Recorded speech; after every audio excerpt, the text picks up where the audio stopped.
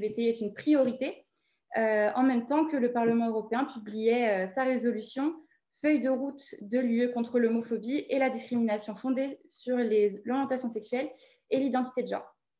Donc, le respect absolu des droits LGBTI font partie de notre identité européenne. L'UE se porte garante des libertés fondamentales et est une zone de liberté pour les personnes LGBTI, selon une déclaration votée par le Parlement européen l'année dernière. Il convient de saluer aussi l'eurodéputé brestois Pierre Karskien, qui s'est beaucoup investi à cet égard. Et enfin, a été présentée en novembre dernier la stratégie quinquennale 2020-2025 en faveur de l'égalité des personnes LGBTI, donc qui entend lutter contre les discriminations, garantir la sécurité, protéger les droits des familles arc-en-ciel de manière homogène au sein de l'Union européenne et à l'égalité des personnes LGBTI dans le monde. L'Union européenne est pourtant le théâtre d'une polarisation idéologique particulièrement critique. Jocelyn, je te laisse la parole. Oui, tout à fait. Et, Alice le disait à l'instant. Certes, d'une part, une union qui s'engage ouvertement pour l'égalité, mais on a aussi d'autre part une union qui paraît assez impuissante face à la montée des mouvements politiques ouvertement homophobes ici et là en Europe, impuissante notamment lorsqu'elle est confrontée à l'ultra-conservatisme de pays comme la Pologne, la Hongrie ou d'autres encore. Avec bien malheureusement l'exemple qui est peut-être le plus saillant, à savoir l'exemple polonais des zones dites sans idéologie LGBT, puisqu'en effet, plusieurs collectivités de Pologne au cours de l'année 2019 ont déclaré des zones dites libres de toute idéologie LGBT, presque une centaine, et quoi que cela puisse bien vouloir dire par ailleurs.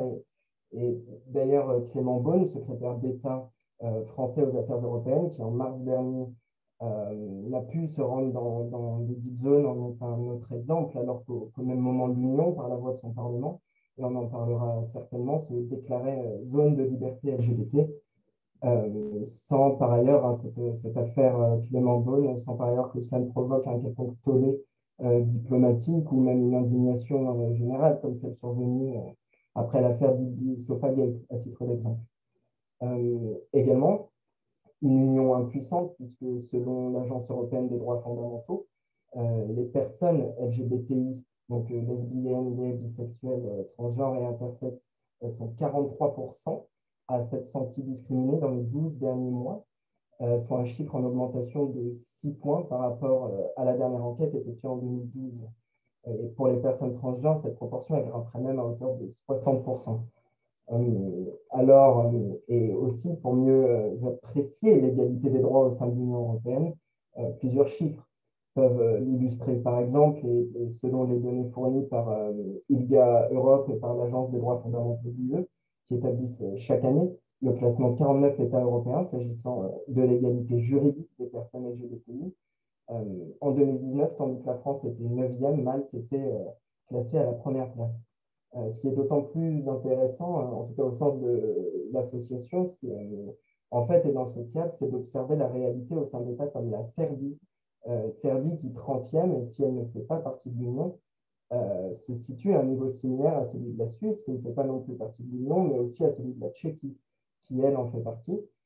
En fait, la Serbie demeure largement plus avancée en matière d'égalité des droits que, par exemple, l'Italie, la Roumanie, la Bulgarie ou encore la Lettonie, qui sont tous États membres de l'UE et se situent à la fin du classement, ce qui paraît indiquer en tout cas combien l'appartenance à l'ensemble européen n'implique malheureusement pas une quelconque contrainte d'ordre juridique et communautaire en matière d'égalité des droits. En outre, selon le grand sondage de 2012 qu'on évoquait, à la question relative à l'inquiétude née de tenir la main de son compagnon ou de sa compagne dans la rue, c'est approximativement la moitié des citoyens de l'Union européenne qui confirmaient une vive inquiétude. Donc on peut souligner que si, par exemple, les Lituaniens et les Croates étaient plus de 60% à exprimer se sentir discriminés ou harcelés en raison de leur orientation sexuelle, soit les deux pays les plus inquiets à cet égard au sein de l'UE, en fait, et Lituanie, où par ailleurs des manifestations importantes anti-mariage entre les personnes de même sexe en ce moment. Eh bien, les Français, eux, en 2012, étaient un petit peu plus de 40%, 41 exactement, à exprimer se sentir discriminés ou harcelés pour ces mêmes motifs, ce qui peut paraître élevé pour un pays d'Europe de l'Ouest. Mais bon, la meilleure explication à ce pourcentage national réside sans doute dans la période des débats relatifs au mariage pour tous, hein, dont le pays faisait alors l'expérience, période au cours de laquelle les tensions avec les Antilles étaient nombreuses. Et j'imagine que Maître Mécari, qui a récemment gagné face à la manif pour tous dans le cadre d'un procès pour diffamation, pourra éventuellement l'évoquer. Bref, et avant de laisser de nouveau la parole, sachez que ce sont 3 idées principales qui nous guident ce soir et qui guident la discussion que nous avons. D'abord, la mention des enjeux politiques européens relatifs aux droits des personnes LGBTI au sein des organes de l'Union européenne, notamment au sein de l'intergroupe LGBTI du Parlement européen et à travers la stratégie européenne prévue à cet effet. Aussi, l'exposition de la réalité de l'accès aux droits pour les personnes LGBTI au sein de l'Union européenne, les avancées politiques, les obstacles persistants.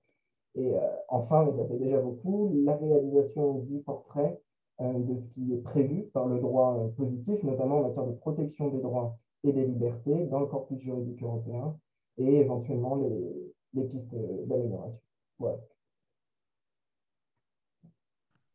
Donc la première partie, la première grande idée que nous allons traiter, nous allons parler de la réalité, dresser un état des lieux des droits des personnes LGBTI au sein de l'Union européenne. Donc au vu des outils européens, quel constat tirez-vous de l'application de la loi européenne dans les États membres? Quel est l'état de l'accès aux droits des personnes LGBTI? J'invite Maître Mécari à prendre la parole en premier, si cela vous va, après quoi les autres intervenants, Monsieur Malazoué et Madame Toleret, vous pouvez tout à fait prendre la parole. Bonjour à tous. D'abord, je vous remercie de m'avoir invité à ce webinaire pour la jeunesse et l'Europe que je trouve vraiment formidable. Bon, alors, votre question, elle est hyper vaste et il va vraiment falloir que je fasse une espèce de tri, voire de discrimination.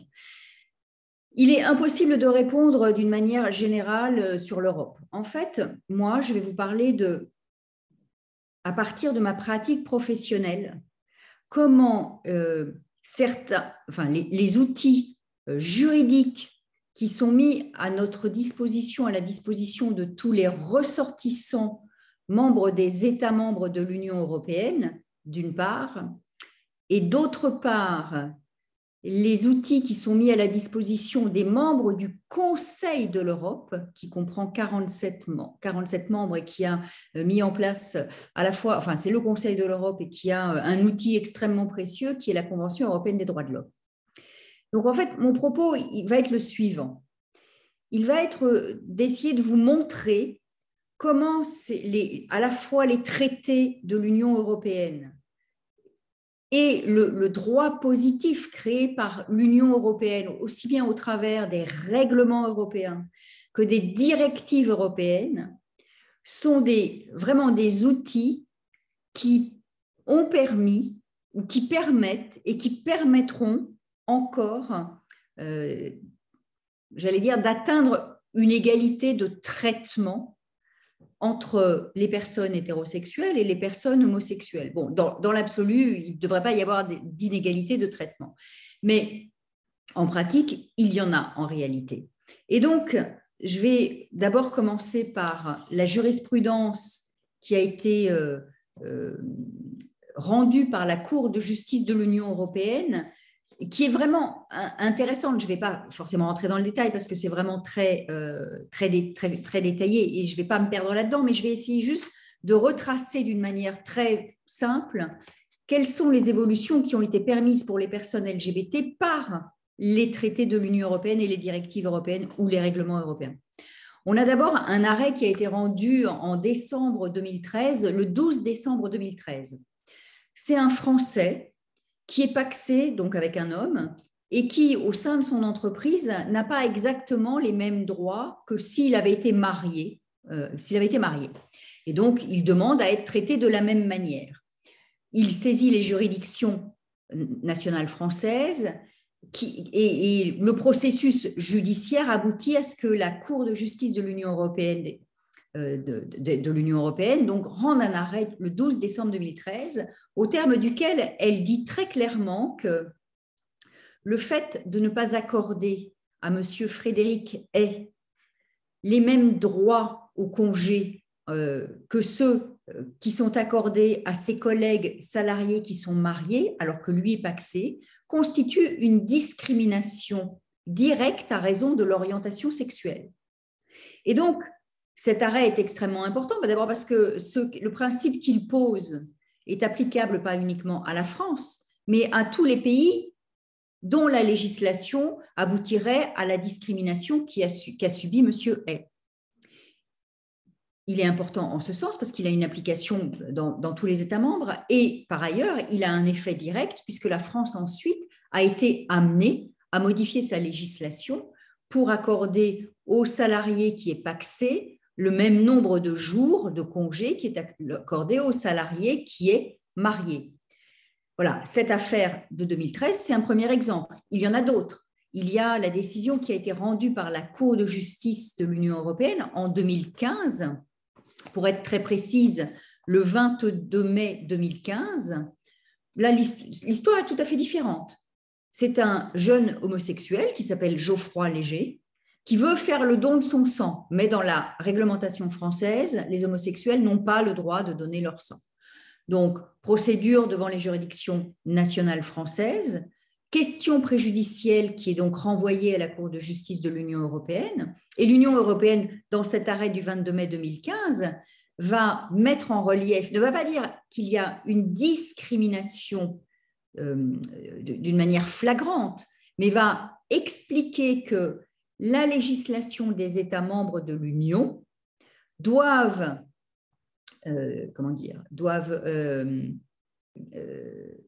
s'assurer que leur réglementation au regard du don du sang, dans les restrictions qu'elle apporte, ne contient pas des restrictions qui sont disproportionnées par rapport au but poursuivi. Et donc, cet arrêt du 22 mai 2015 a obligé la France à évoluer, c'est-à-dire, plus précisément, cela a abouti à ce que finalement, alors ça ne s'est pas fait immédiatement, il y a parfois même un temps de résistance des États membres à accepter une interprétation de la Cour de justice de l'Union européenne, mais ça a abouti à une modification des textes applicables au don du sang, qui est aujourd'hui possible pour les personnes gays d'une manière un tout petit peu moins restrictive. C'est pas encore achevé dans l'évolution, mais c'est un pas dont un citoyen a pu s'emparer. On a la même chose avec un autre exemple que je vais prendre cette fois-ci qui concerne un ressortissant roumain qui s'est marié avec un ressortissant de mémoire, je crois qu'il était espagnol, donc le mariage a été célébré en Espagne, c'est M. Coman qui s'est marié avec un ressortissant espagnol, et le couple marié souhaite revenir en Roumanie. Le problème, c'est qu'en Roumanie, le mariage entre deux hommes, ça n'existe pas. Donc, lorsqu'il s'est agi de demander un titre de séjour dérivé pour le conjoint de M. Coman, la Roumanie a refusé. Et donc, cette fois-ci, saisine des juridictions internes roumaines qui a abouti à ce que la Cour de justice de l'Union européenne rende un arrêt le 5 juin 2018 dans lequel la Cour de justice de l'Union européenne dit très clairement que un État peut ne pas reconnaître le mariage célébré entre M. Coman et son conjoint. Il n'est pas obligé de le reconnaître en tant que tel, mais néanmoins, il ne peut pas entraver la liberté de circulation et la liberté d'établissement du conjoint d'un de ses ressortissants. Et donc, la Roumanie est en quelque sorte, il lui est fait injonction de délivrer un titre de séjour au conjoint de M. Coman, ce qui ne vaut évidemment pas reconnaissance ou obligation d'ouvrir le mariage civil aux personnes de même sexe en Roumanie. Et donc, on voit bien comment le droit de l'Union européenne peut limiter des traitements discriminatoires liés à l'orientation sexuelle.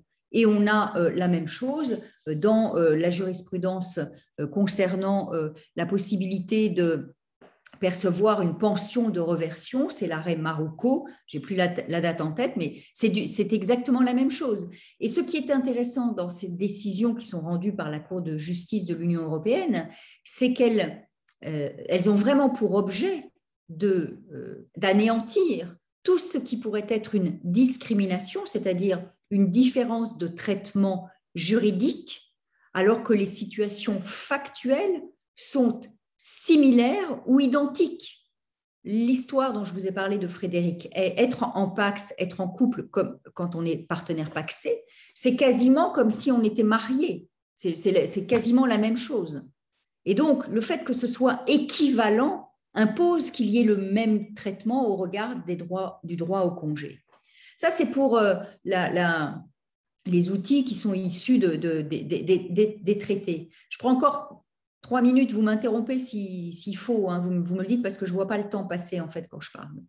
L'autre aspect, c'est évidemment la Convention européenne des droits de l'homme. La Convention européenne des droits de l'homme est un outil absolument exceptionnel pour l'avancée des droits LGBT. C'est grâce à la Convention européenne des droits de l'homme et à son interprétation, dans un premier temps, pour les plus vieux, c'est-à-dire ceux qui ont fait leurs études dans les années 80, l'interprétation par ce qui était à l'époque la Commission européenne des droits de l'homme, qui n'existe plus aujourd'hui, qui n'existe plus aujourd'hui. Il n'y a plus que la Cour européenne des droits de l'homme. C'est grâce à son interprétation en 1980, à la fin des années 70, qu'on va commencer à respecter le droit à la vie privée des personnes homosexuelles et donc leur orientation sexuelle.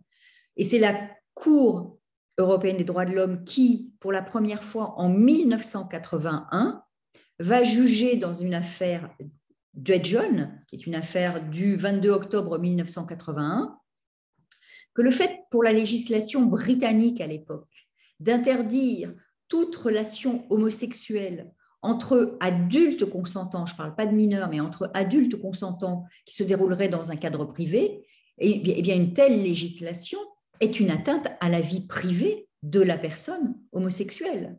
Et donc, une telle législation ne peut pas exister. Elle doit être anéantie, et c'est ce que fera la Grande-Bretagne. Et la Cour européenne sanctionnera à plusieurs reprises des pays,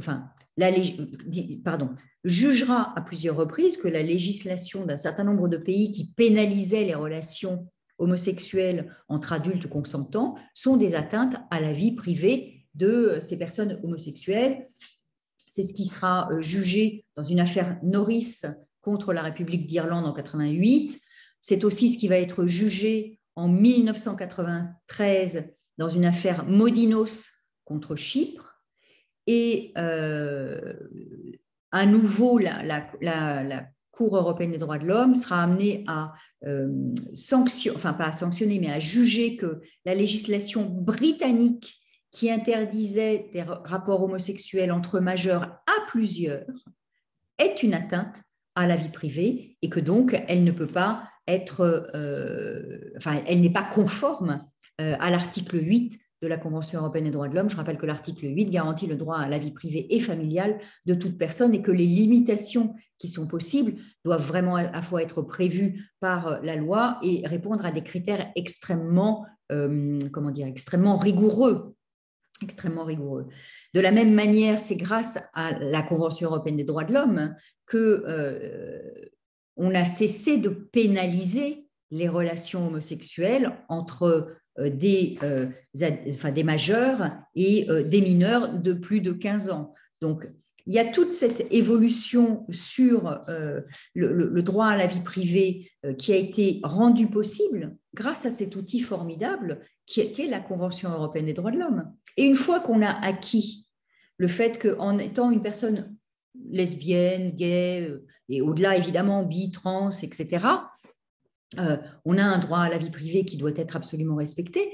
On a commencé à pouvoir demander à la Cour, à la Cour européenne des droits de l'homme de protéger la parenté homosexuelle et les familles homosexuelles. Bien sûr, ça ne s'est pas fait en un jour, mais c'est quand même la Cour européenne des droits de l'homme qui, en 1999, va juger pour la première fois que le fait de refuser à un père gay de pouvoir maintenir le lien avec son enfant parce qu'il est homosexuel est une violation du droit à la vie privée et familiale de cette personne homosexuelle. De la même manière, c'est la Cour européenne des droits de l'homme qui, le 22 janvier 2008, va condamner la France en raison du refus d'agrément qui a été opposé à une lesbienne à cause de son homosexualité. L'histoire est très simple, c'est une femme qui vit en couple, qui souhaite adopter un enfant, elle fait une demande d'agrément, l'agrément lui est refusé en raison de son choix de vie, elle saisit les juridictions nationales qui confirment qu'on peut refuser, dans la loi française, un agrément à une personne célibataire parce qu'elle est homosexuelle. Saisine de la Cour européenne des droits de l'homme, et la Cour européenne des droits de l'homme dit, mais attendez, vous, la France, à partir du moment où vous avez une législation qui permet l'adoption par une personne célibataire, vous ne pouvez pas refuser à cette personne célibataire un agrément à l'adoption au motif qu'elle est homosexuelle. Si vous le faites, c'est une violation de l'article 8, donc du droit à la vie privée et familiale, de la personne qui est homosexuelle, et donc condamnation de la France en ce sens.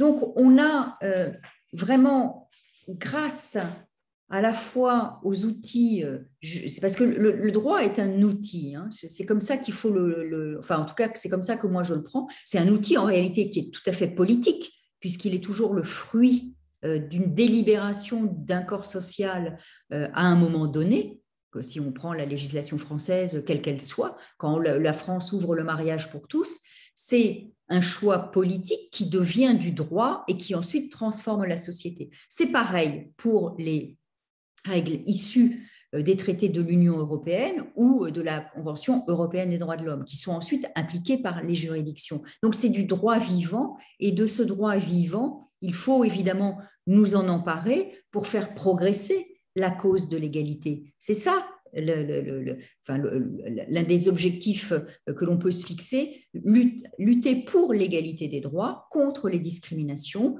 et pour ça le droit est un outil absolument nécessaire et utile et performatif par ailleurs, puisqu'il permet aux sociétés aussi d'évoluer. Je ne veux pas être trop longue, donc je laisse la parole aux autres et je répondrai à toutes vos questions. Tout à fait, merci beaucoup, parce que c'était très clair et ça mériterait qu'on rebondisse, mais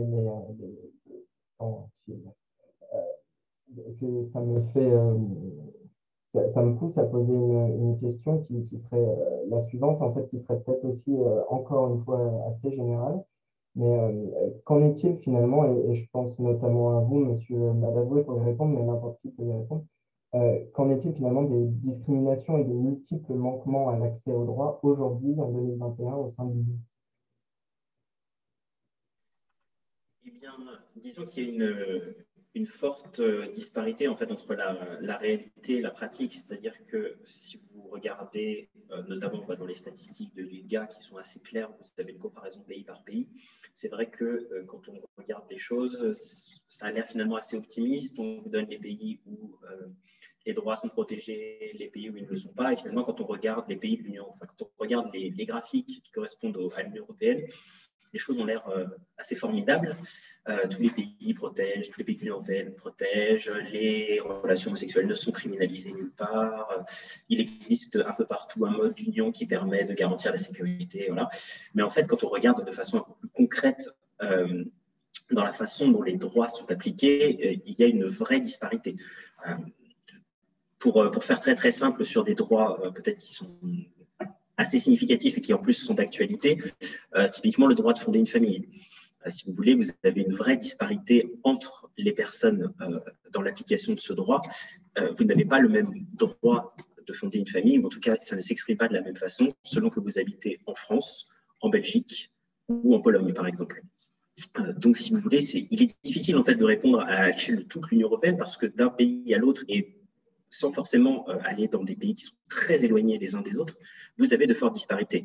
Et comment ne pas mentionner le sujet de la PMA, qui est finalement, lorsqu'on regarde deux pays qui sont aussi proches que la France et la Belgique, vous avez finalement deux pays dans lesquels les personnes de même sexe n'ont pas du tout les mêmes droits.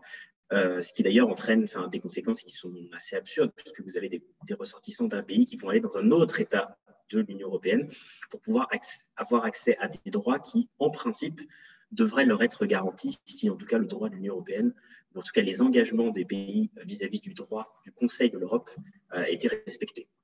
Ce qui n'est malheureusement pas le cas. Vous avez également tout ce qui relève du droit à la protection de l'intégrité physique. Et de nouveau, il est pas nécessaire d'aller plus loin qu'en France.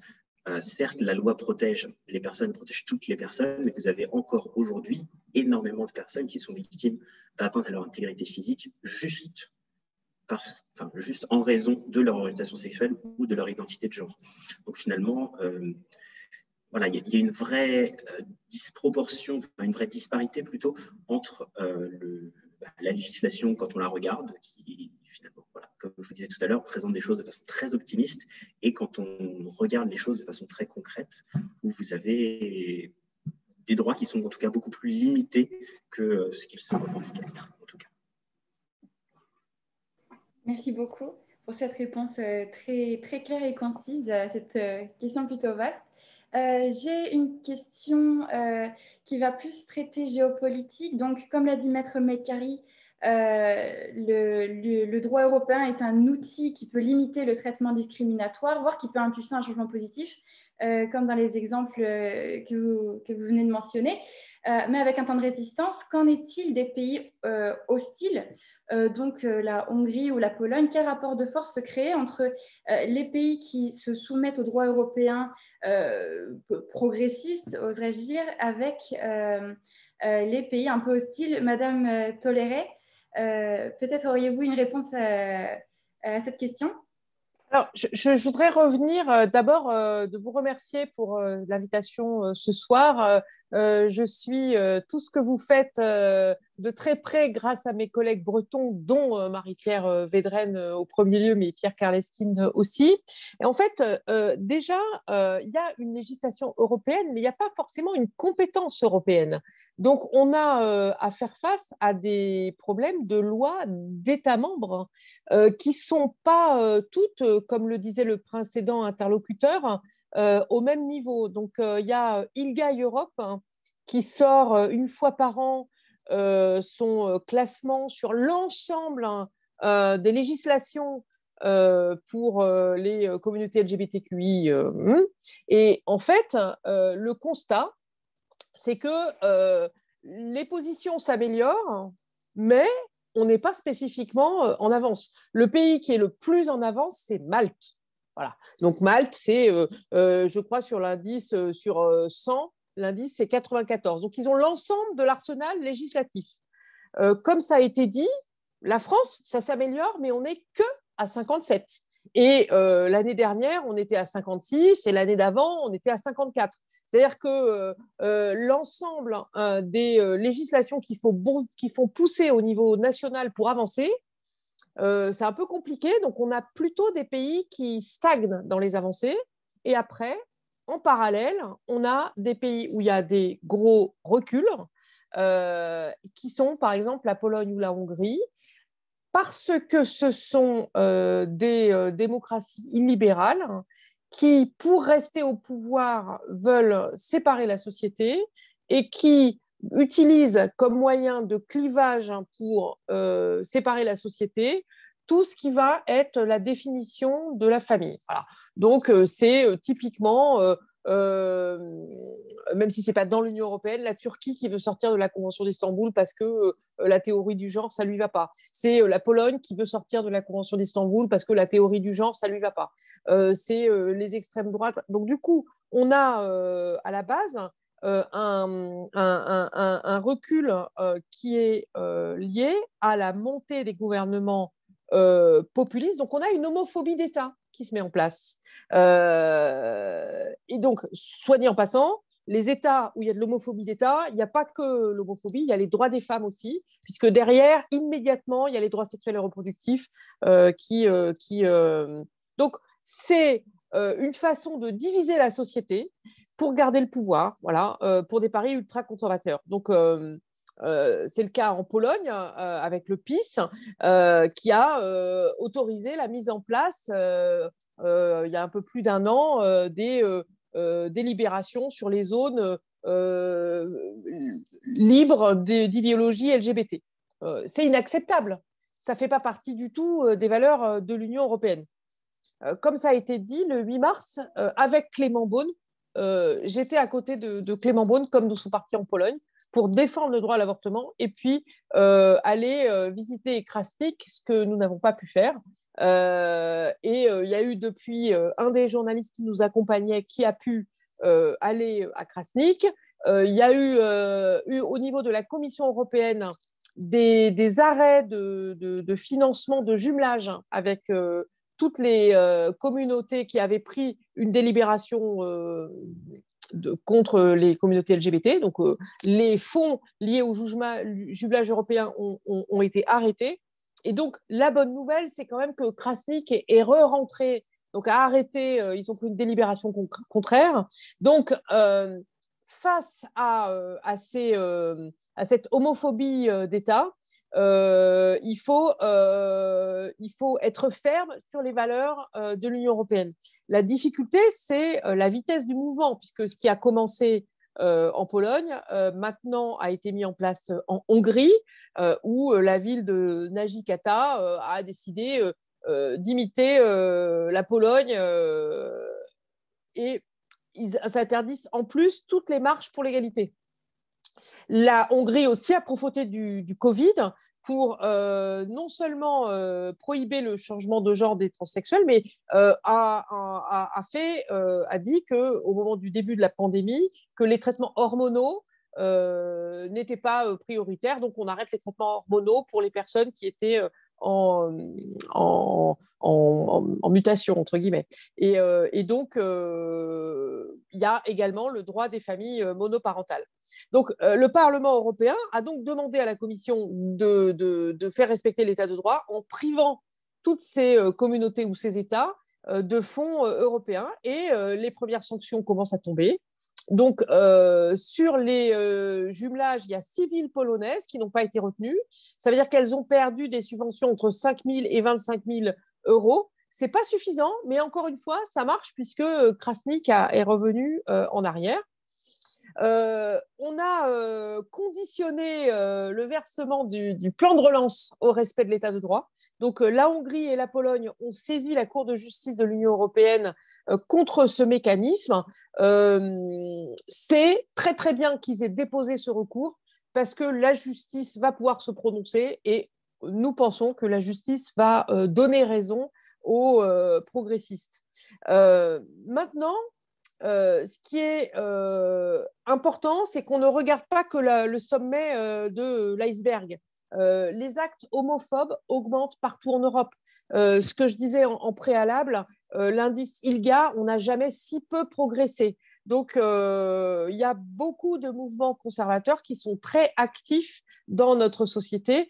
Par exemple, la Manif pour tous en France, mais aussi on a en Italie l'approbation de la loi anti-homophobie a beaucoup de difficultés à passer. Et donc, l'ancien président du Parlement européen, Antonio Tajani, donc, qui vient de la droite, mais la droite républicaine, hein, a déclaré une famille, c'est une femme, un homme et des enfants. Le groupe de la droite au Parlement a travaillé sur la définition de ce que c'était une famille. Et il y a un certain nombre de délégations qui sont revenues sur l'idée qu'une famille, c'est un homme, une femme et des enfants. Alors, je vais quand même allumer tout de suite la lumière au bout du tunnel. Nous avons pour la première fois de l'existence de l'Union européenne une commissaire, donc une ministre dédiée à l'égalité. Et il se passe que cette ministre dédiée à l'égalité est d'origine maltaise. Et c'est elle qui, quand elle était à Malte, a mis en place toutes les lois qui font qu'aujourd'hui, Malte est de très très loin en pole position pour les droits des LGBTQI. Et donc, dans la stratégie LGBT qu'elle a proposée, elle a proposé de faire avancer de manière significative tous les sujets sur lesquels la Commission avait le stylo, dont le droit des familles homoparentales. Je pense que c'est un texte qui va avancer en 2021 et qui fera que quand on aura un enfant dans un pays, on sera reconnu comme parent dans tous les pays de l'Union européenne. C'est un pas qui est très important de faire. Et voilà, après, il y a encore beaucoup, beaucoup de choses à faire et il est important que nous discutions aussi. C'est pour ça que je demande que nous créions au sein du Conseil de l'Europe un conseil à l'égalité. C'est-à-dire un espace où les ministres en charge de ces sujets discutent et se rendent compte que la théorie de genre ou avoir des lois qui sont favorables aux communautés LGBTQI, ça ne fait juste qu'une société qui vit mieux ensemble et en aucun cas une société qui a plus de problèmes. Donc il faut faire de la pédagogie sur ces sujets-là, de l'école pour tous les Européens jusqu'aux ministres ou aux parlementaires. Voilà. Merci. Merci beaucoup. Je me permets de rebondir sur ce que vous venez de dire. Donc, en parlant de la commissaire maltaise Elena Dalli, qui travaille sur les questions d'égalité dans l'égalité de genre. Depuis qu'elle est commissaire et depuis aussi les promesses de la présidente de la Commission européenne qui ont été faites en 2020, quels sont les principaux accomplissements que vous avez pu remarquer et quels sont les principaux accomplissements qui sont en cours actuellement? Les accomplissements que j'ai pu remarquer, elle vient de livrer la première stratégie LGBTQI de l'histoire de l'Union européenne. Mais bon, elle vient de le faire. On a eu un peu la crise Covid. Donc, on n'est pas encore sur des applications extrêmement concrètes.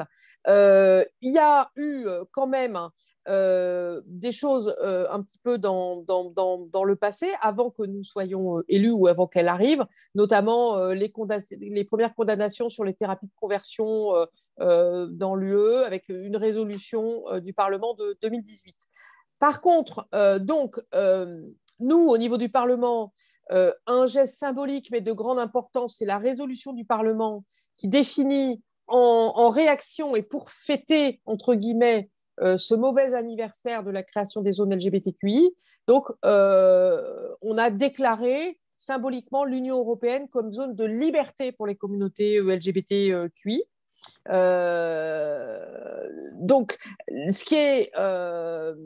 donc, c'est plutôt des textes qui sont en cours que des réalisations concrètes, mais les textes qui sont en cours sont forts. Donc, des mesures juridiquement contraignantes pour promouvoir la libre circulation et la reconnaissance mutuelle des familles LGBT, tout ce qui est la révision des lignes directrices sur la libre circulation pour faciliter l'exercice pour toutes les familles, y compris LGBT. La reconnaissance mutuelle de la parité entre les États membres est prévue pour 2022. Ce sont vraiment des avancées majeures, comme je l'ai dit. Et puis également, un effort très important de la Commission dans la lutte contre les discours et les crimes haineux, dont y compris une initiative visant à étendre la liste des crimes de l'Union européenne au titre de l'article 83, paragraphe 1 du traité de fonctionnement de l'Union pour couvrir les crimes de haine et les discours de haine, y compris lorsqu'ils sont ciblés sur les personnes LGBTQI. Donc ça aussi, c'est un pas important. Donc on a des textes qui sont en cours, qui vont sortir et être appliqués dans l'Union européenne avec des dates légales 2022. Donc ce n'est pas encore en 2021, mais par contre, ça s'appliquera partout. D'accord, merci beaucoup, c'était assez clair. Je vais faire comme Alice, ça me permet de rebondir à nouveau, mais de poser cette fois-ci la question à Maître Mécari et à David Malazoué. Puisqu'on évoque cette stratégie européenne en faveur de l'égalité des personnes LGBTI, en fait, la question cette fois-ci est assez simple, c'est qu'est-ce qu'on peut en attendre et qu'en attendez-vous, vous, de cette stratégie?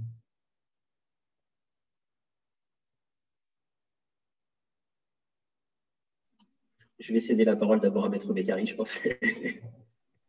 Bon, une stratégie politique au niveau européen, c'est-à-dire au niveau de l'Union européenne, qui porte vraiment haut et fort la question de l'égalité de traitement des personnes LGBTQI, c'est quelque chose de symboliquement très, très, très fort. Mais ce n'est pas que symbolique, c'est-à-dire que dès lors que ça se concrétise dans des textes qui sont des textes obligatoires, cela veut dire d'abord, d'une part, que les États doivent s'y soumettre, on va être très clair, et cela veut aussi dire que les citoyens, les ressortissants de chacun des pays peuvent invoquer ces textes pour dénoncer une discrimination dont ils sont les victimes. Donc, voilà, ça me paraît aller vers la voie du progrès, enfin d'un progrès qui est en ce sens que moi, j'ai la conviction absolue que on ne doit pas faire comme la Pologne, désigner des boucs émissaires, ou comme la Hongrie, désigner des boucs émissaires, en l'occurrence les gays, les lesbiennes, les trans, etc.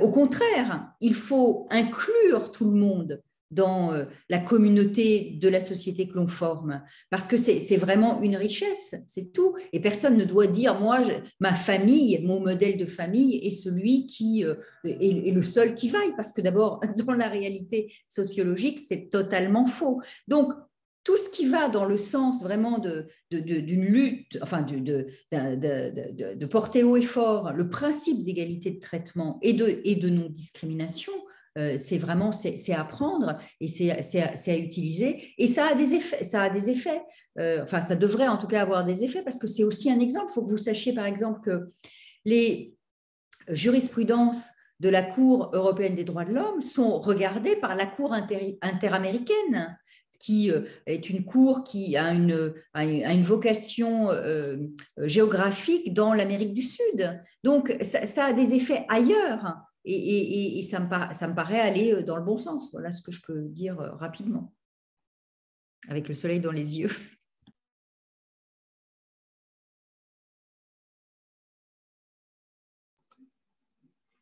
Moi, je rejoins tout à fait ce que vient de dire Maître Mécari sur ce côté, justement, sur cet effet d'entraînement que peut avoir le droit européen et le droit de l'Union européenne, ce qui est vraiment très important. Et effectivement, quand ça se fait au niveau de l'Europe ou au niveau de l'Union européenne, nécessairement, les États membres vont devoir adapter leur législation interne. Il est beaucoup plus facile, en tout cas c'est ce que nous pensons, d'agir au niveau européen et qu'ensuite ça redescende, que d'aller convaincre chaque pays un par un de modifier sa législation et pour pouvoir enfin, ensemble, tous se mettre d'accord.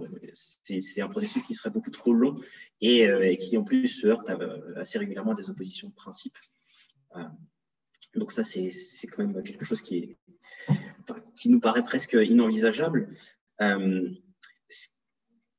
Quelque chose quand même qu'on a constaté, c'est que finalement, sur des sujets sur lesquels les États membres ont envie de se mettre d'accord, ils y parviennent.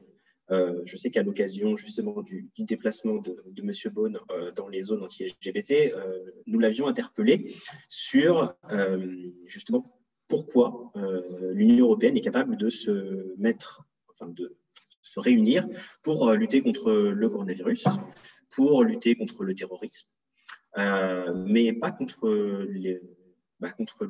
l'homophobie, la transphobie. Finalement, ça crée, en fait, en quelque sorte, il y a des choses qui sont plus graves que d'autres, qui sont plus acceptables que d'autres. Et donc, ça, c'est un vrai sujet, en fait, le fait de savoir aujourd'hui à quoi l'Union européenne, à quoi les États membres de l'Union européenne et à quoi nos représentants ont décidé de s'attaquer. Qu'est-ce qui est une priorité? Et alors, c'est vrai qu'il y a un certain nombre d'initiatives qui sont encourageantes. Il y en a d'autres. C'est vrai que, par exemple, le fait d'avoir déclaré l'Union européenne zone de liberté pour les personnes LGBT, visiblement, la mairie de Paris a décidé de décréter la même chose aujourd'hui. Bon, si vous voulez, en termes de symbole, c'est toujours intéressant, mais quel est le résultat concret? C'est très bien de proclamer des choses, encore faut-il que ce soit suivi des faits. Et là, pour le coup, il faut véritablement qu'il y ait quelque chose au niveau législatif, qu'il y ait des normes contraignantes, comme disait Maître Mécari, des choses que les justiciables de tous les États puissent invoquer, quel que soit l'endroit où ils se trouvent. Et pas simplement, voilà, je suis désolé, mais le fait de dire qu'on est dans une zone sans LGBT-phobie, je ne vois pas qu'au quotidien, ça peut changer pour une personne LGBT. J'aimerais rebondir, si je peux, sur ce sujet-là, parce que pour la personne dans sa vie, vous avez raison, ça ne lui change rien. Mais pour les décisions politiques, ça change énormément. Parce qu'en fait, au niveau du Parlement européen, les symboles font des textes de loi. Donc, à partir du moment où le Parlement européen a voté une résolution à une écrasante majorité, ça veut dire que dans nos discussions sur tous les textes, maintenant, on peut, dès qu'on a quelque chose qui est en contradiction avec la liberté des LGBTQI, eh bien, on peut agir. Par rapport à ce que vous disiez, ce n'est pas que ça soit moins important, c'est qu'on a un point de départ différent. Il y a des pays qui sont rentrés dans l'Union européenne en ayant des législations qui étaient déjà terribles pour les communautés LGBTQI. Et la difficulté, c'est que sur ces sujets-là, nous sommes sur des compétences d'États membres et donc il faut énormément ruser pour arriver à utiliser la liberté de circulation et donc ne pas utiliser le traité de l'Union européenne parce que les violations qui sont aujourd'hui enregistrées nécessitent un vote à l'unanimité du Conseil et que nous n'avons absolument jamais. Et donc, à chaque fois que vous allez avoir des députés qui vont dire « oui, il faut qu'on mobilise l'article 2, tati-tati », eh ben, en gros, ce qu'ils disent, c'est circuler, il n'y a rien à voir parce que ça ne marche pas. Donc, on a d'un côté la conférence sur l'Union d'Europe sur laquelle il faut qu'on flingue l'unanimité. Et de l'autre côté, il faut qu'on fasse avancer les textes qu'on peut faire avancer. J'ai travaillé avec Elena Dalli sur la stratégie LGBTQI et on est bien tombé d'accord sur, on mettait dans la stratégie LGBTQI tout ce qui mobilisait des compétences de l'Union européenne. Effectivement, les droits des familles homoparentales, c'est de la liberté de circulation, majorité qualifiée, ça passe. En revanche, ce qui est la lutte contre les violences et tout ça, on a un petit problème. Et donc, par rapport à ça, effectivement, dès qu'une collectivité territoriale qui se déclare zone de liberté LGBTQI peut derrière dire, eh ben, en fait, puisque je suis zone de liberté LGBTQI, je mobilise des budgets pour mettre en place des refuges, de l'éducation, de la protection, de la santé, des prises en charge et de mettre en place une politique qui traite le sujet. Et donc, ça me semble aller dans le bon sens. Donc, oui, ça ne change pas la vie du justiciable, mais en fait, ça va la changer parce que ça permet qu'au niveau européen, on mette en place des lois qui marchent, et puis au niveau local, que des collectivités mettent en place, et il est bien temps, des vraies politiques. Comment est-ce que c'est possible qu'en période de Covid, il y a encore eu des jeunes en France qui étaient jetés à la rue par leurs parents? Comment est-ce que c'est possible que toutes les métropoles de France n'aient pas des structures pour accueillir ces jeunes? Comment est-ce que c'est possible qu'on n'ait pas des maisons de retraite qui prennent en compte le fait que les LGBTQI ont peut-être des besoins, des attentes dans la vie qui sont différents? Comment est-ce que c'est possible qu'on ait des migrants, qu'on n'ait pas des postes de police où on est mis en place ou des policiers municipaux qui n'aient pas tous été formés à l'accueil et qu'une insulte homophobe, c'est une insulte qui, le justiciable qui vient déposer sa main courante ou poser sa plainte doit être accueilli bien. Et ben, aujourd'hui, on en est encore là en France, mais pas que en France, partout dans l'Union européenne. Donc, c'est ça qu'il faut faire avancer, le concret local, avec des budgets, avec des politiques fléchées, et après, derrière, que sur tous les textes, au niveau européen, on fasse avancer ce qu'on peut.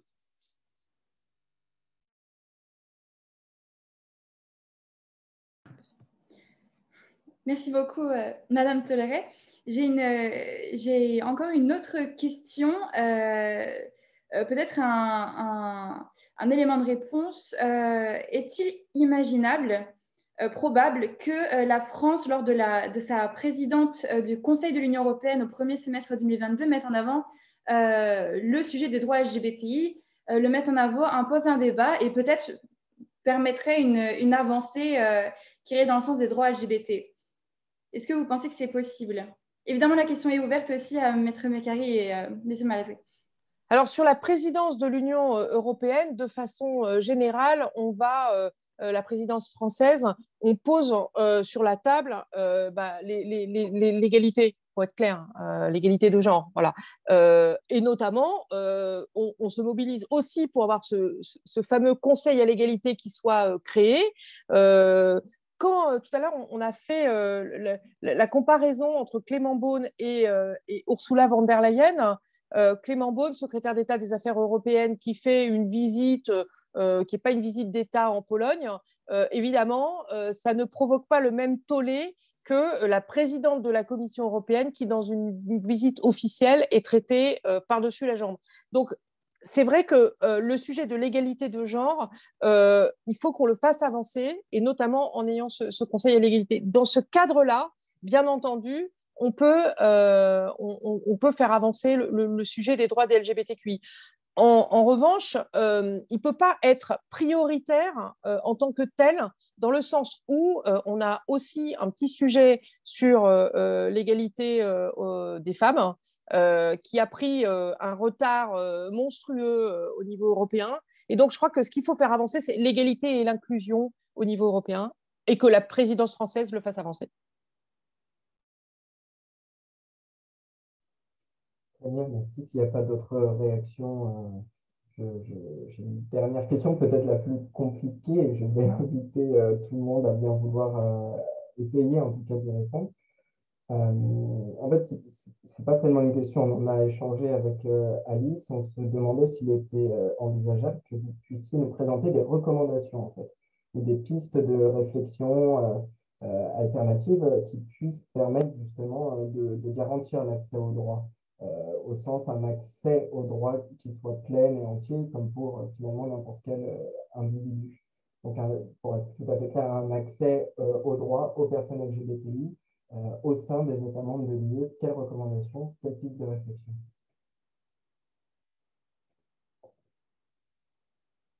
La question de l'accès aux droits, elle ne se pose pas que pour les personnes LGBT, elle se pose pour tous les citoyens en réalité. Donc, si vous prenez la France, je suis obligée de parler à partir d'un pays que je connais parfaitement, si vous voulez.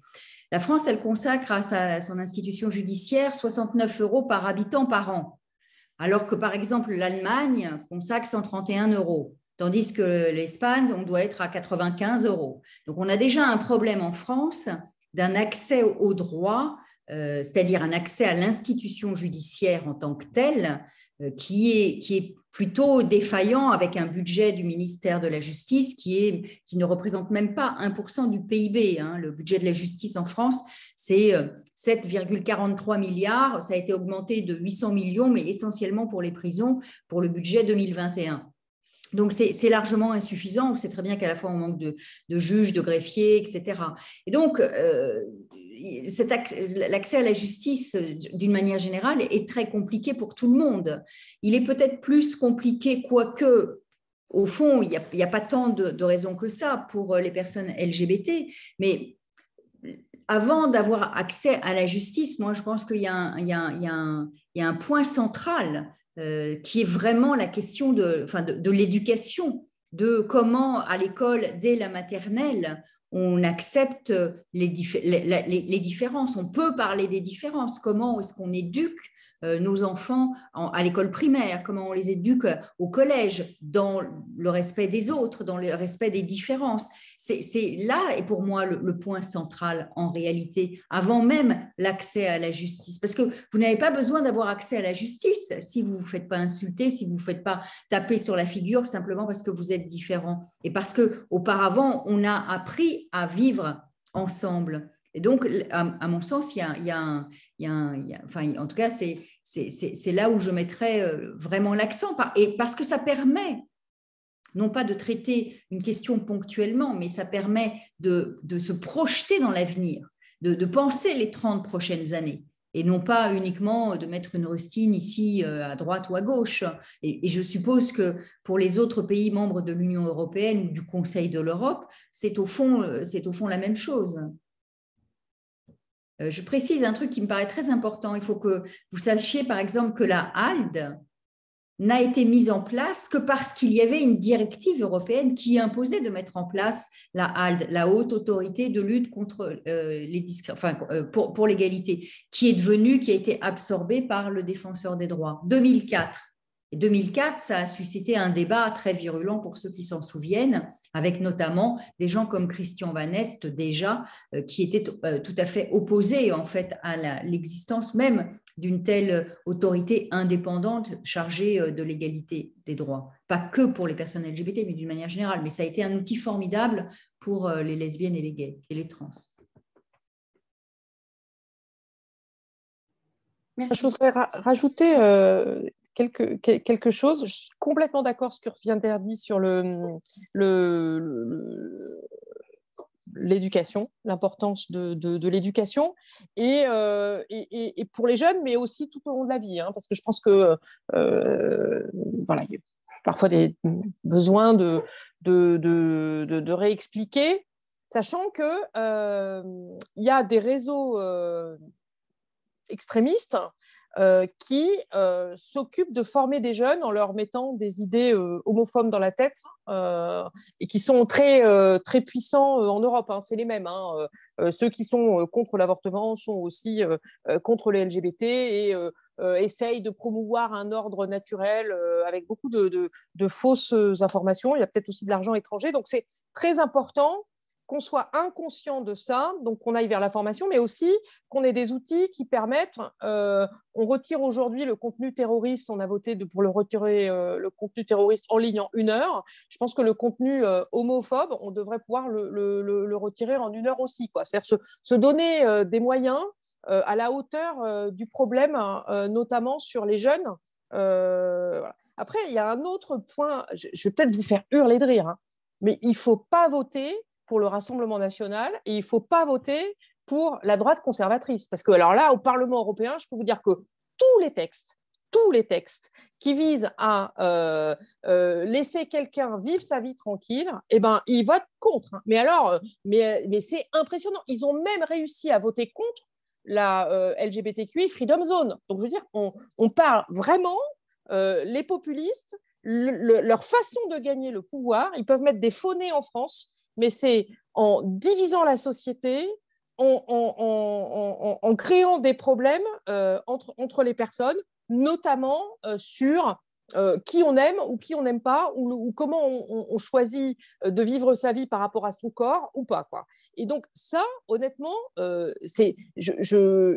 quand j'entends des jeunes que le Rassemblement national est le premier parti des jeunes aujourd'hui, j'hallucine.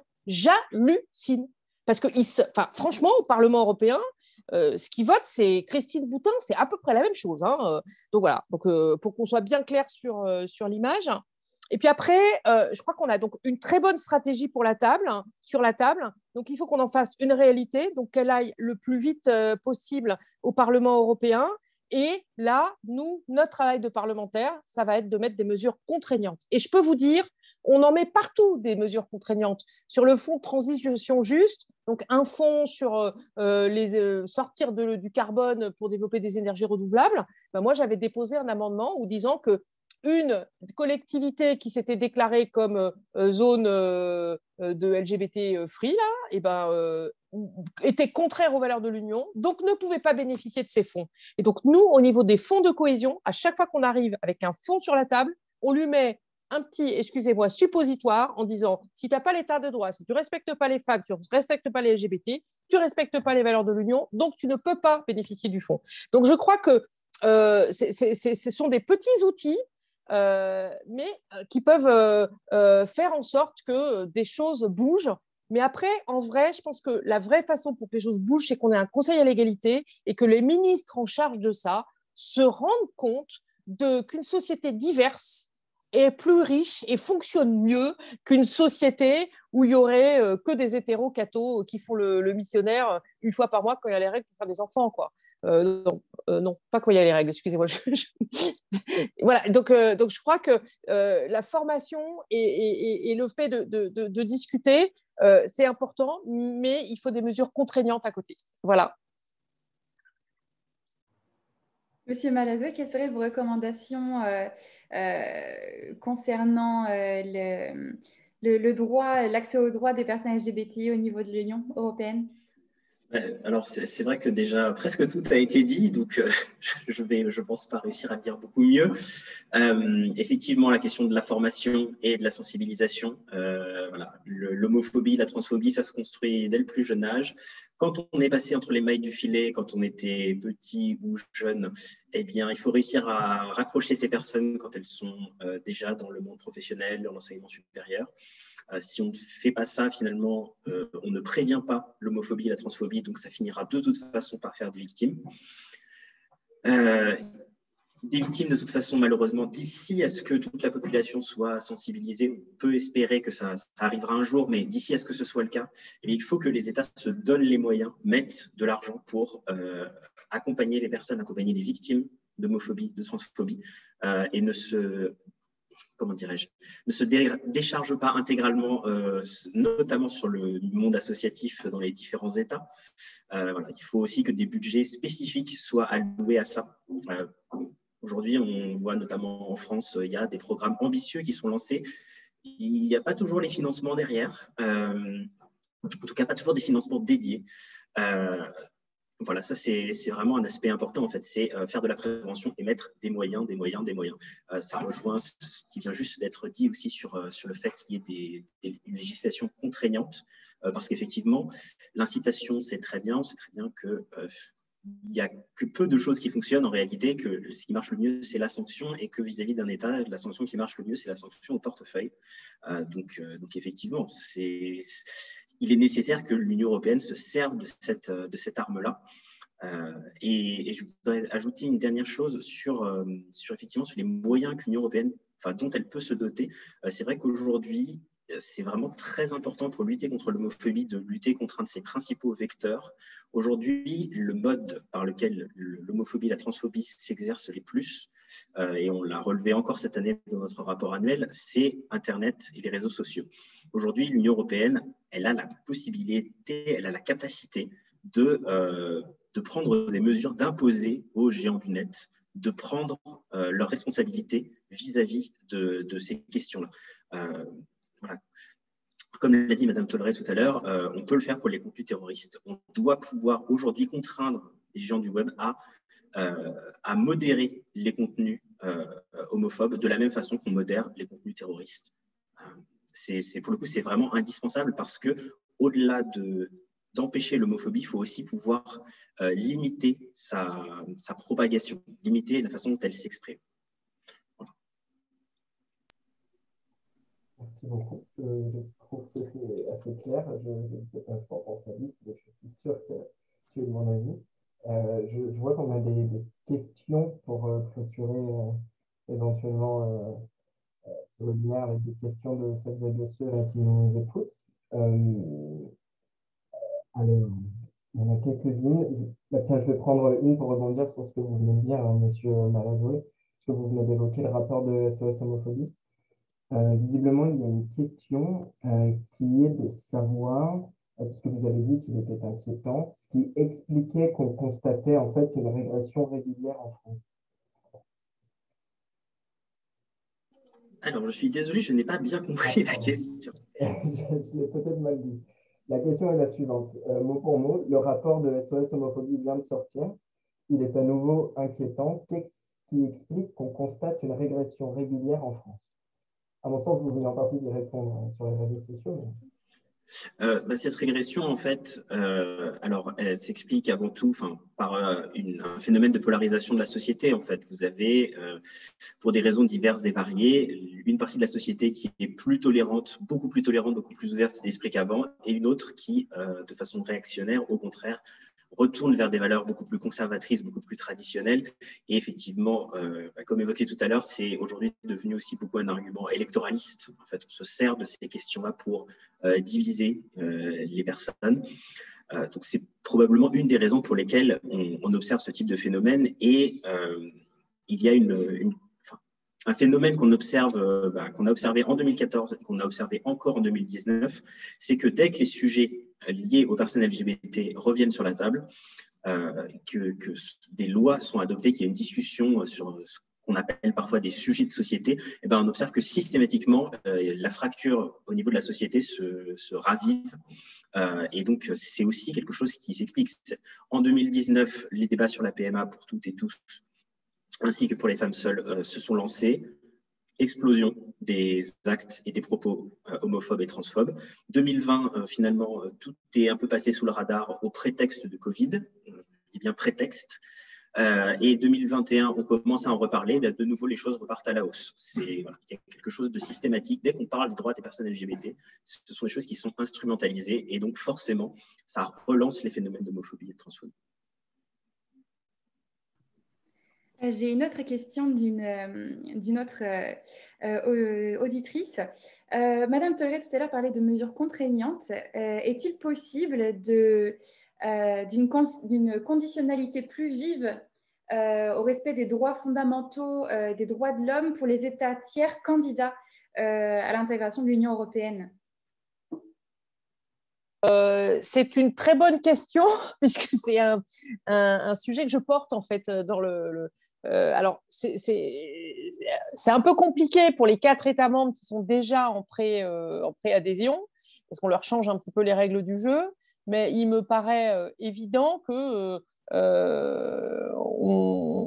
on veut une certaine société en Europe avec une certaine valeur et que on devrait réviser le processus d'élargissement très clairement et je pense que ce processus d'élargissement, quitte à le réviser aujourd'hui, je ne sais pas si vous êtes au courant, mais l'État français utilise son veto justement sur l'élargissement en disant nous on accepte, entre guillemets, que des États qui pourraient rentrer dans l'Union européenne rentrent que si on change de manière durable le procédé d'élargissement, parce qu'aujourd'hui, le problème qu'on a, typiquement, on le voit avec la Pologne, hein, où on a pu le voir avec la Croatie, c'est qu'un pays qui rentre et qui revient en arrière sur l'état de droit, encore, il peut aussi revenir en arrière sans tricher avec l'état de droit, juste en étant une démocratie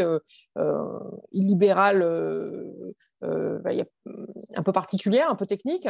Et en fait, on n'a pas d'outils.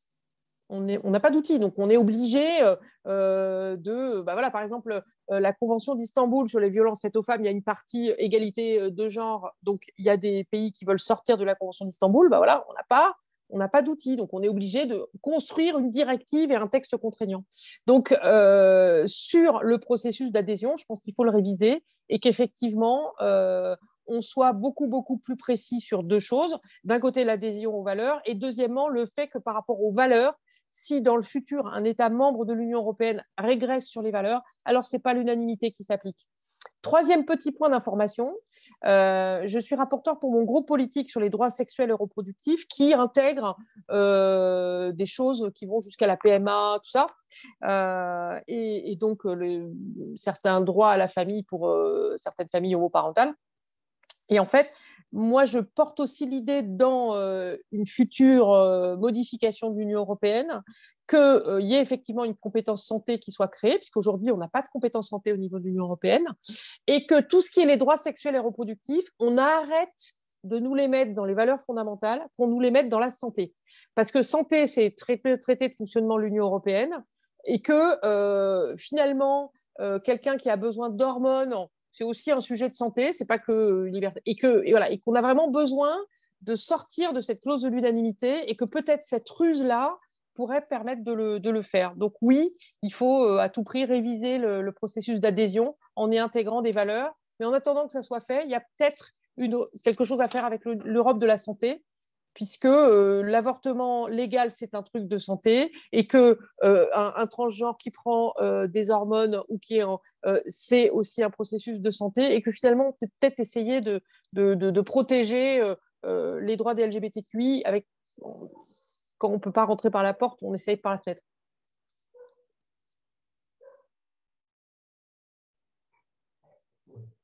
Oui, alors je regarde parce qu'il y a plusieurs questions qui me parviennent. J'ignore combien de temps il nous reste, mais pas beaucoup. Donc, j'essaie de faire vite. Alors, j'ai une question sur la conférence sur l'avenir de l'Europe qui s'est entamée très récemment. pourrait-elle être un coup de pouce pour aller de l'avant vis-à-vis des règles d'unanimité, justement, et surtout sonder les Européennes et les Européens au sujet de ces questions? Oui. Je ne veux pas monopoliser la parole, bien sûr. Après, avec le petit problème que pour sortir de l'unanimité, c'est une modification des traités qu'il faut obtenir à l'unanimité. Voilà, donc on a un peu un serpent qui se mord la queue de manière assez efficace là-dessus, mais ça ne doit pas nous empêcher d'avancer. Donc, bien entendu, il faut qu'on demande ça, mais après, il faut aussi qu'on travaille sur tous les textes qu'on peut faire avancer et aussi travailler sur faire Erasmus, faire des échanges. Il faut que tous les jeunes Polonais, tous les jeunes Hongrois aillent à Malte, aux Pays-Bas, fassent des bébés dans tous les sens, se marient, adoptent des enfants, et que en Hongrie et en Pologne, finalement, l'État se rende compte que ça va très bien, quoi. Il n'y a pas de problème, en fait. Il se crée des problèmes, il nous crée des problèmes, mais à la base, on est dans une société où le fait qu'elle soit diverse, c'est plutôt cool, quoi. J'ai une autre question qui concerne encore le système, l'actualité de l'Union européenne. Alors qu'il y a eu des informations sur, comment dire, il y a récemment la commission spéciale sur l'ingérence étrangère qui a été créée. Notamment après qu'il ait été prouvé qu'il y a de l'influence étrangère sur, par exemple, les droits à l'avortement. Est-ce que ces influences-là touchent aussi les droits LGBT, puisqu'il y a un lien étroit entre les droits des femmes et les droits LGBT, donc, Alors, je reprends la parole parce qu'effectivement, à l'origine, la commission ingérence, elle a été créée pour les ingérences électorales. Et c'est moi qui suis montée sur la table en disant, attendez, on a un vrai sujet qui est de l'ingérence sur les politiques publiques, notamment au travers de ce foutu réseau d'associations TFP. Alors, c'est Tradition, Famille et P, je ne sais plus ce que c'est, Patrimoine peut-être. Voilà. Et donc, c'est une association qui est financée, je crois, par un milliardaire brésilien et un américain, et qui a comme... donc, ils s'implantent dans différents pays avec plusieurs associations. Ils visent les jeunes aux 13-14 ans, ils leur font des camps, ils leur expliquent que l'ordre est naturel. Alors en plus, avec la hausse des valeurs environnementales, c'est terrible. Et donc derrière l'ordre naturel, il y a tout un tas de conneries sur le fait que, bien entendu, il n'y a pas d'homosexualité dans la nature, ce qui est complètement faux. Bien entendu, il n'y a pas d'avortement dans la nature, enfin, un truc complètement fou. Et donc derrière les pires jeunes, il leur paye des études et si possible de magistrat ou d'avocat. Et donc là, en Pologne, un des sujets, c'est qu'on a un de ces types-là qui a une position très importante au sein du gouvernement de la famille. Ce qui se passe en Pologne, ça peut se passer en France exactement de la même façon. La seule chance qu'on a, c'est qu'en France, Civitas était déjà tellement barré et tellement là que l'association en question n'a pas pu s'implanter. Mais cette association-là dont je vous parle, elle est présente dans plein de pays de l'Est de l'Europe, mais pas que. Ils sont présents aux Pays-Bas, ils sont présents en Italie, et donc tout un tas de pays où on voit systématiquement, notamment au travers des réseaux sociaux, des espèces de théories complètement moyenâgeuses qui se mettent en place. Et donc, il faut à tout prix lutter contre cette ingérence politique qui est beaucoup plus sournoise que l'ingérence dans un processus électoral. Donc, c'est terrible ce qui se passe, terrible. Je vais tenter une dernière question et puis je pense que je laisserai Alice en poser une dernière également. J'ai une question sur les forces de l'ordre, puisqu'on été évoqué des formations pour les forces de l'ordre. La question est la suivante. Quand sera-t-il avec un tel gouvernement? Je ne sais pas qui peut ou veut répondre. Bah, moi, je suis pas sûre que c'est le pire gouvernement sur les droits des LGBT, hein, parce que effectivement,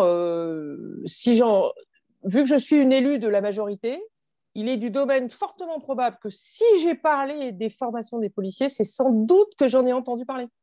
Donc, si j'en ai entendu parler, c'est sans doute qu'il y a des choses qui pourraient se préparer là-dessus. Mais après, le plus simple, c'est d'avoir, comme l'a fait la ville de Paris, mais d'autres, une déclaration de dire nous, on est une collectivité qui s'engage pour préserver les droits des LGBT, et derrière, on met en place des formations qui s'appliquent. Mais à coup de temps, on me dit que j'ai lu la question trop vite, justement, parce que c'était dans le cas d'une victoire de Marine Le Pen. Alors là c'est l'horreur. Hein. Là, je...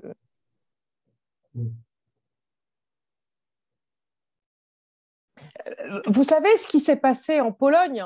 En fait, moi, j'y connaissais rien. Hein. Ça fait pas longtemps que je suis élue.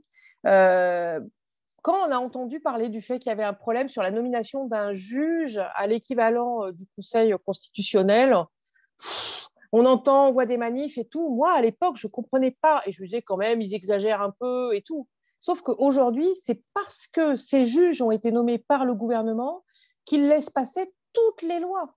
Mais on a failli avoir l'éducation sexuelle. Et on a failli avoir, ça c'est le premier texte sur lequel je suis montée sur la table au niveau européen, on a failli avoir en Pologne les enseignants qui faisaient de l'éducation sexuelle à l'école étaient passibles de peine de prison. On a failli avoir ça parce qu'ils considéraient que l'éducation sexuelle à l'école, c'était la promotion de la pédophilie, un truc de malade mental.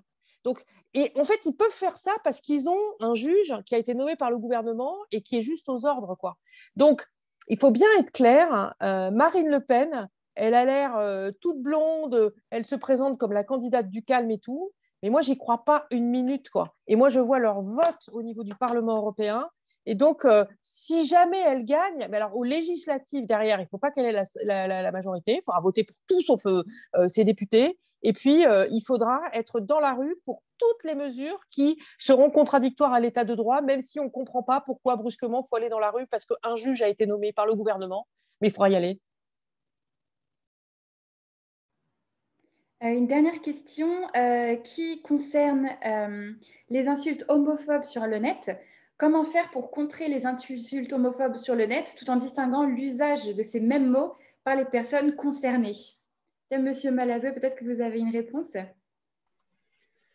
Eh bien, alors, la réponse est compliquée puisqu'on a du mal à savoir aujourd'hui comment fonctionnent les algorithmes, particulièrement ceux de Facebook et Twitter.